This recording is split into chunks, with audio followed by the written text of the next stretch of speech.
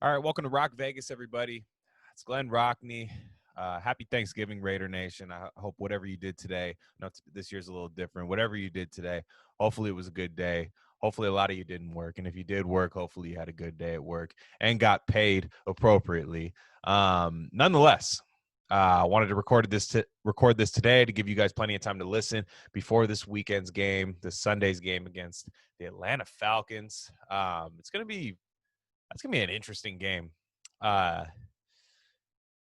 get Before I get into that, the Kansas City loss, right? The loss, Kansas City Sunday Night Football. We all saw the Abram play. We've seen it on a loop. We've heard Jonathan Abrams' quote where he's like, you could ball out for the whole game and make one bad play, and it screws you over. And I think we all kind of looked at that like, all right, man, it wasn't just one bad play. It was like a terrible play. So hopefully he took that to heart. Hopefully he remembers his assignment. Hopefully he plays with a little more awareness, right? After being, not even trying to hate on the guy, but that was an embarrassing play on a primetime game to win a primetime game against the most popular player in the league. So hopefully that's enough to get Jonathan Abram to reel it in just a little bit. You still want him to play kind of explosive, but again, it doesn't matter how explosive you are if you're making the wrong decision. So nonetheless, that loss isn't stinging, like it was right after. I still think, even look at what the Raiders are getting in the national media. They're getting a lot more respect. Like, look, this team can go toe-to-toe with the Chiefs, right? They played nearly a perfect game on offense. Nearly. And we're starting to see how good this Raiders offense is. I don't know if you guys watched some of these offenses today, even for Thanksgiving. Both those games had high point totals, but the Lions offense, teams like that, right? Dallas offense and even Washington's offense, they're not like super explosive. So just realize that the Raiders are a really good offensive team. And if they can be just decent enough at the right time on defense, this team should make a run in the playoffs. No joke. Should go to the playoffs, which is tough in the AFC this year, but should be able to make a run. And I think when you play a team like Kansas City, and it did the first meeting, right, in week 5, it should prepare you. It should battle test you a little bit for teams that aren't as good, right? I understand it's a week-to-week game. Any given Sunday, any team can beat any team. But if the Raiders are coached well, which I believe this year that the Raiders are coached well, I think that Gruden's doing a nice job. I think the Raiders come to play every game. They don't look flat in really any game. Even the losses, they didn't look flat. They weren't embarrassing losses. So I think if Gruden coaches the way he's been coaching, the Raiders can harness the good from that Kansas City loss and still be angry about losing a division game and really bounce back strong against Atlanta. So again, that's what you make it. That Kansas City loss could either be a catalyst for another winning streak, right? That battle, just that agony of defeat, but still the thrill of hey, things are working, Or it could be a sign of a big losing streak. This is a big turning point in the season. I talked about it on the last episode. It's a huge turning point for this team. They could go it's one of those choose your own adventure novels where, whatever you pick at that moment could dictate the rest of the book. And that's the way I look at it. If they come out flat against Atlanta, you realize that maybe that team peaked against, Kansas City on offense and really got demoralized after. Now, I don't think that's going to be the case. And I'll get to a little bit more on the Atlanta preview. I think the Raiders are going to bounce back strong against Atlanta. Good news. Trent Brown back in the building, right? This is per Greg Olson, the offensive coordinator, and the Raiders beat writers. Trent Brown's back in the building. He's not off the COVID list, but he's back in the building. And look, say what you will about Trent Brown. I've admitted to be on the Trent Brown Clutch Sports payroll, right? Trent Brown Sports Company. I stand up for the guy. I will say, but nonetheless, the Raider Nation, no matter how pissed off you are as Trent Brown, you should be excited if he's able to come back this year. Richie Incognito's already been ruled out for the year, which sucks. Because that was going to be a nice little a nice something to gain, right? Almost like a midseason edition, but or late season edition when Richie Incognito came back. But that's not going to be the case. Now they have not ruled Trent Brown out for the rest of the year, and him being in the building is nice. And hopefully he's off the COVID list soon. And more importantly, hopefully he's healthy. Hopefully he's able to just live a normal life, because it does sound like that COVID was messing with him a little bit. But let's hope that Trent Brown can come back and help this team, because regardless of how you feel about Brandon Parker, this crazy Brandon Parker revival, which I'm about to get into, Trent Brown's still very good at right tackle. He's very good. I'd say top 3 in the league, in my opinion, when he's healthy. And that's something you should look forward to getting back if that's going to happen. But yeah, Brandon Parker, right? Brandon Parker. I will say he wasn't as good at right tackle as he was at left tackle when he was filling in for Colton Miller. And that does still seem weird that in the same draft, first and third round, the Raiders draft a left tackle and then another left tackle, when really you think you'd try to get your bookends when you're rebuilding a team like that. But they got 2 left tackles, and I'm not sure Brandon Parker is the long-term solution at right tackle. I wouldn't say that he is at the moment. He might be what happens at right tackle for the next couple of games. It's not worse than Sam Young. It's not worse. Sam Young's limited at practice, but I think Brandon Parker could still feasibly start over Sam Young. But let's not cast off Trent Brown this quick. I think if Trent Brown returns for, let's say, the last three games of the season, I think Trent Brown's going to show out and play really well, and that should still be your answer at that position. So another guy that's back at practice is Maurice Hurst. Maurice Hurst was on the COVID list earlier and then got another injury when he came back. So it'll be nice to get him back. Hopefully he's rested and healthy and they're not rushing him back. But the interior presence of Maurice Hurst really helps on third down. He is still the best pass rusher on this team as far as winning one-on-one matchups, in my opinion, on this defensive line. Doing it from the inside really helps, especially if Crosby wins early, which doesn't happen often. But when Crosby wins early and the quarterback tries to step up, it's nice to have somebody like big number 73 to allow the quarterback to have to just stay there and take the sack. Maurice Hurst being back is really good. Kendall Vickers played okay. So I'll be interested to see what the rotation is now, because I know you don't want to take Hankins off on base downs, because Hankins really controls the other team's run game. He's really good at negating that, blowing up plays early. So I'm interested to see how the Raiders do that, because I'd like to still see some more Kendall Vickers, but I think Maurice Hurst is still the answer on third down, as well as David Irving. So I don't know David Irving's status, but he isn't on the injury report. I know he's on the practice squad, and they have to do something this year where they move him back and forth off there. But it'll be nice. Maybe the Raiders can win a little bit more on the interior with Hurst back. Definitely can't hurt. So that'll be nice to get him back. Another guy that should be back this week is Corey Littleton. Look, a lot of people don't like Corey Littleton. That's another guy that, even though, I don't think he's having a good year by any measure, it still allows the Raiders to help against tight ends, running backs. He helps. Okay. I know sometimes he gets targeted, he gets beat, right, when he gets targeted, but there's also plays where he's not targeted that he's actually helping out on. You can't tell me that it would have been worse if he was out there against Kelsey last week, because Kelsey definitely ate the Raiders apart, or ate the Raiders up. And I think some of that had to be with Littleton not on the field. They didn't feel comfortable isolating him on a lot of people. They had to put Damon Arnett on him, which, look, Damon Arnett, I think he's going through some growing pains, but I think he's going to be a good one. It's a tough assignment, and that's something you wish you had somebody like, your veteran free agent linebacker, Corey Littleton, able to help you in something like that.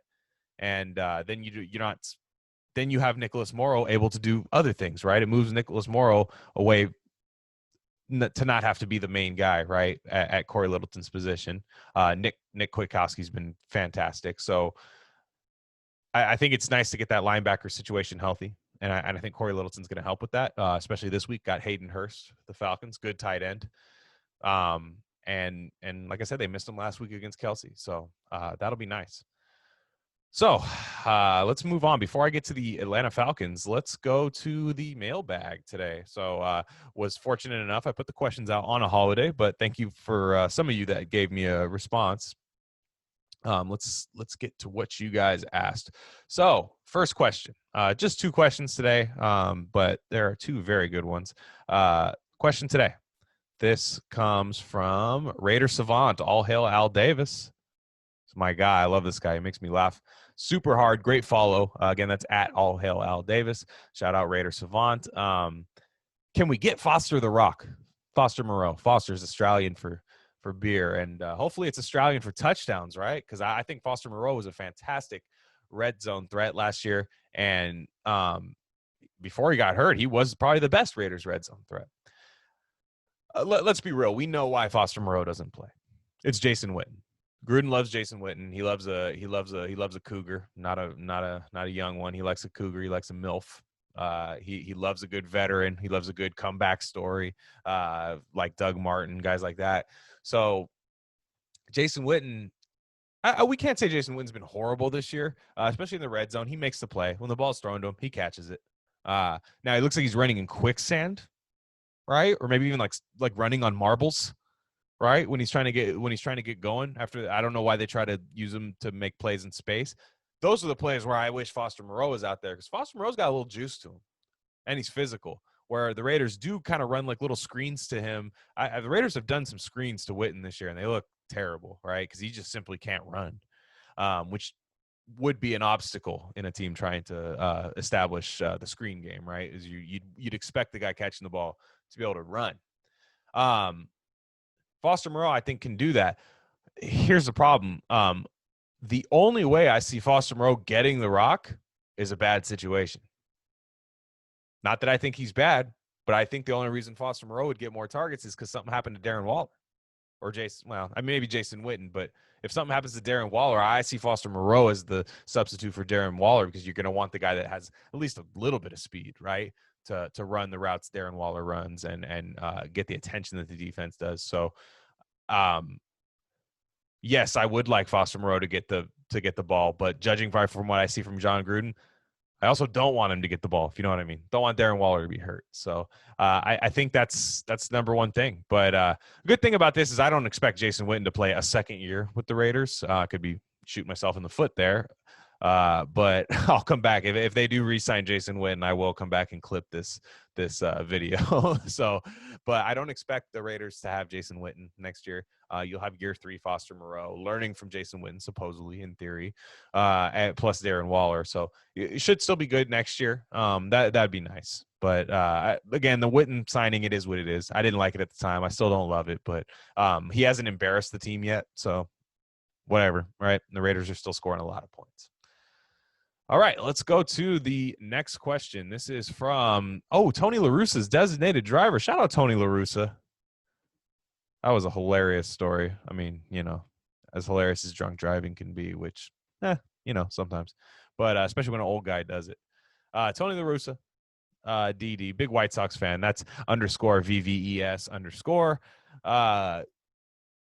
This isn't really a question. Instead, I'm just curious.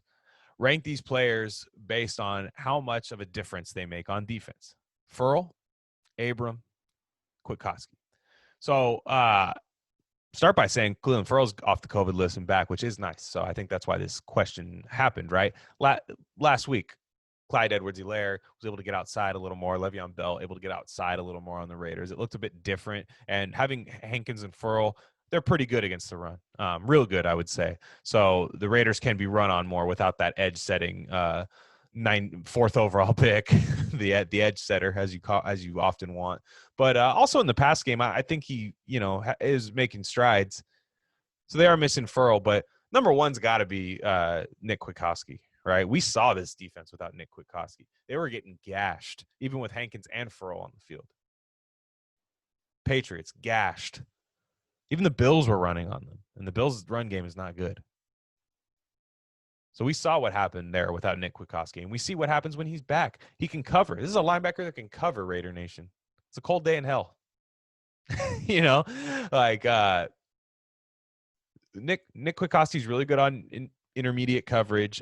Great against the run. He's a hammer in the run game. Definitely been the best, one of the better Raider free agent signings I remember. There's not a lot to choose from, but one of the better free agent signings of honestly my lifetime probably was Nick Kwiatkowski, and need him healthy for the rest of the year. That is like MVP on defense. It has to be. Here's where it gets tricky. And I think that's why the question was asked. Furl versus Abram, who's more valuable to the defense? I think right now, I gotta go Abram right now, and it's weird, right? Coming off of this game where Abram pretty much blows the game. You know, it's never just one play, but kind of was. And Abram, again, we've seen this team without Abram, and that's ugly too. And that's Abram's there to clean up a lot of run plays. He's flying all over the field. Makes running backs kind of stop in their tracks, have to do something else. Look, he makes a lot of tough, rough decisions, you know, but he still is able to, when he's out there versus when he's not. And the drop off, I mean, that's more Eric Harris playing time that has to happen. So I'd rather see more Carl Nassib than more Eric Harris, if that makes any sense. So to me, I would say Abram's a little more valuable. But I think Furl's a better player right now than Abram. Abram's really struggling in coverage and really struggling. He's getting fooled by a lot of stuff, and his eyes aren't quite there yet. And once those get there, which I think they can, because I think he is a student of the game. I think he's just trying to do too much right now. Then yes, I think Abram's going to be great. But,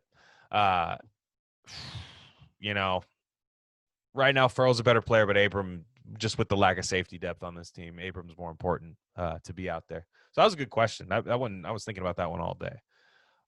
So again, thanks for the questions, guys. If you guys ever have a question, even if I don't put the mailbag questions out there, just mention me on Twitter. Just here you go for answer this on the podcast. I don't always think of everything to talk about on here. So when you guys give me a question, I'm usually able to answer it, at least give my opinion on it. Right. So let's move on to the Atlanta Falcons. What to make of this team, right? One, as a Raider fan, I wish Dan Quinn was still coaching the team, because this team does look noticeably better with Raheem Morris at the helm. And Dan Quinn was like, oof, man, defensive guy. When the defense is better without you there, I don't know. What does that say? They're a pesky team, right? The way I look at this team is if the Raiders play the way they're supposed to play. In fact, if they played the way they played against the Chiefs, they win this game by probably multiple scores. Probably about 10 points, I would say. But now if the Raiders make mistakes, even the mistakes they made against Denver, dropping touchdowns and stuff like that, or like the plays against Kansas City, right? Aguilar dropping that ball late in the game that could have led to the icing of the game. You don't know. It's never iced against Mahomes, but still. The Raiders make those mistakes against Atlanta. Atlanta is powerful enough to get back in the game. This isn't the Denver Broncos offense. Matt Ryan's still a solid quarterback. And they have good wide receivers. 1 to 4, I'm not sure the Raiders have played a better wide receiver core if you isolate the wide receiver core. Now, I think the Chiefs have the toughest weapons of the Raiders that the Raiders have played, but I think that's still more system-based, right? But if you were talking about just one-on-one, isolating each of these receivers 1 through 4, I think this is a pretty good team. Julio Jones. What more is there to be said? He's still great, right? The only thing that's ever stopped Julio Jones was 1, scoring touchdowns in the red zone, 2, his health. But he's incredible. He's incredible. Still maybe one of the better just talents in the league. Calvin Ridley's great, right? Great compliment to Julio Jones. Great route runner, very, very fast, and really can stretch the field while Jones works intermediate, or vice versa, right? They're very versatile. Russell Gage is having a really nice year as the third option there. I think a lot of, if you play fantasy football the way I do, you've always in the past you've had to like pick him up in those deep leagues, and it's never been quite as good as he is this year. Now guys aren't dropping him because he's been really good. And then they have a rookie, and I gotta get this guy's name right because I Olamide Zacchaeus, I believe is his name, right? Yeah, rookie receiver. He's showing out. He's having a nice game, a nice season as a rookie, right? So they can hurt you offensively, like they can. Their run game's nothing, spectacular, but Todd Gurley, he can have his days, but he's not the volume back. And Brian Hill is a solid running back, but nothing crazy. But they can hurt you in the air. And if the Raiders were to get a lead, they ought to. You got to cover all game against this team, right? You can't let people get open, depend on, wide receivers dropping open balls. Raiders going to have to cover all game, and this is going to be a huge test for this young secondary, which I'm glad is healthy right now. Now, Falcons up front, I think that's where a lot of their mistakes are. I think their offensive line, I saw Jake Matthews getting bowled over last week. I think Chris Lindstrom, and Alex Mack, very good players. But outside of that, Caleb McGarry, Jake Matthews have both kind of struggled at times this year. James Carpenter, journeyman lineman, I remember he was a high pick by the Jets, but really just hasn't played very well. So the Raiders should have opportunity, and we'll see if Beasley. I think Tack McKinley hasn't even passed his physical yet, so I wouldn't anticipate him playing Sunday. But who knows what happens with Vic Beasley? But maybe some kind of revenge game if he plays. I think he still has to be activated from the practice squad, which has not happened yet. So let's say they're not without those guys. Getting Maurice Hurst back should help, and they should be able to push this offensive line around. It should. And that's going to be the key, is winning up front to where these big plays don't have time to develop, and stopping their run game, which, again, getting Furl back and pairing him with Hankins and Kwiatkowski back there, they should be able to stop the run. So defensively, the Falcons up front, besides Grady Jarrett, it's not great. Kind of just, I see them get pushed around a lot in the run game. They're really good sideline to sideline because of Deion Jones and Keanu Neal. Those guys are really fast, able to cover a lot of ground. But I think that north-south run game with Jacobs should be there if they can do a good job neutralizing Grady Jarrett, because he's a beast. But if they can do a good job neutralizing him, might take some double teams. But I think the Falcons are susceptible to bully ball, right, in that run game. And they don't rush the passer all that well. So I think this offensive line is really going to just have to grab the lunch pail and the hard hat and just start pushing bodies around, like really powerful. Raiders are an enormous offensive line, even without Trent Brown in the lineup. They're still a bunch of big dudes, and I think that'll be good. I expect the run game to do really well against this Falcons team. And they struggle to rush the passer. But at the second and third levels of the defense, like linebackers and secondary, I do think there's talent there. AJ Terrell's been really good this year as a rookie. I wasn't sure about him coming out. He had some really nice games for Clemson and then got torched, but he's actually been really nice for the Falcons. I see him making a lot of plays. He's kind of a playmaker at corner, good tackler too. Real solid. I think they have a good one there. Deion Jones still really good, sideline to sideline. Raiders haven't really played a linebacker like that since Devin White, right, with that kind of speed. So that'll be interesting. So hopefully the Raiders, even though I do like when they get the outside run game going, I'm kind of hoping they're able to beat them up the middle, right, with the tight ends, maybe some tight end heavy personnel, set the tone early, and really push that defensive line around, because the secondary. Now, what's going to help the Raiders against the secondary with the receivers is they should have a lot of time, because the Falcons do not have a great pass rusher besides Grady Jarrett. They do not have a great pass rusher on that team. Dante Fowler has been a huge disappointment for them, and they don't have a whole lot. So they should have time, right? So even though the secondary is good and has a lot of potential, I think the Raiders receivers will have enough time to extend plays, which Carr's been fantastic at this year, right? Is when the pressure breaks down or he just needs to buy a little more time. He's been a lot more decisive, right? With his feet in the pocket and when to break it, when to not. I think this is the best year I've seen him do that. So I think we see a lot more of that this year. Or I'm sorry, this game.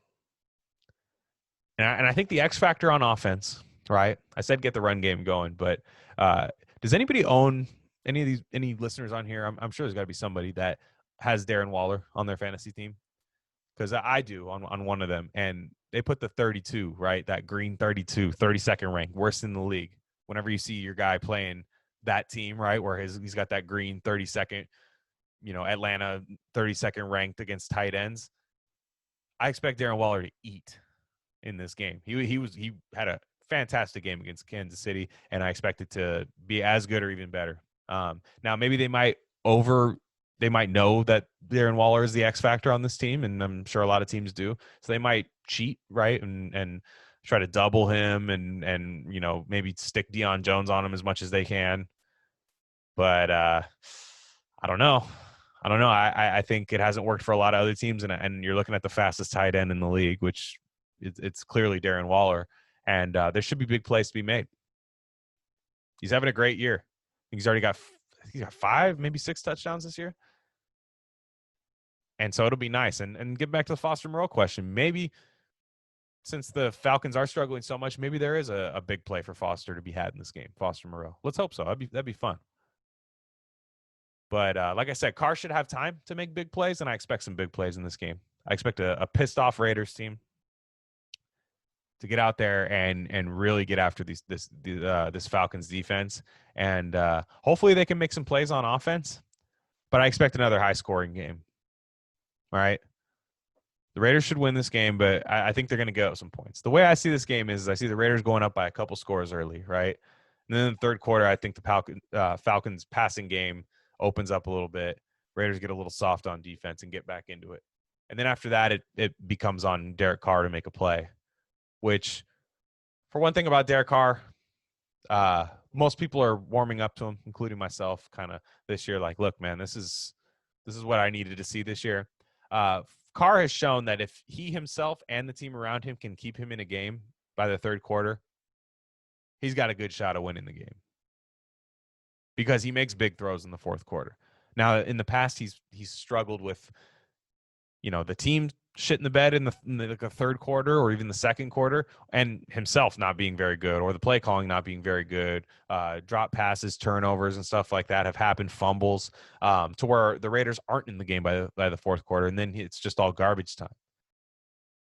So I think this year the Raiders are realizing if they keep the Raiders in the game towards the end, they know they have the guy that can make the big throw at the end. Josh Jacobs looks pretty clutch. He's put some games away for the Raiders.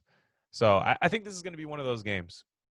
The spread's only 3 points, Raiders -3, and I think it's going to be right around there. I don't see a blowout win happening here, and that's okay. I just need the Raiders to stay explosive on offense and make just enough plays on defense, and they should be able to win this game. This isn't Patrick Mahomes, right? There's weapons, but Matt Ryan, at this point in his career, not even close to Patrick Mahomes. Still good, can still beat you, so the Raiders still have to show up, still have to play. But this is a winnable game, and I expect the Raiders to win this game. That's about it. That's all I got today, guys.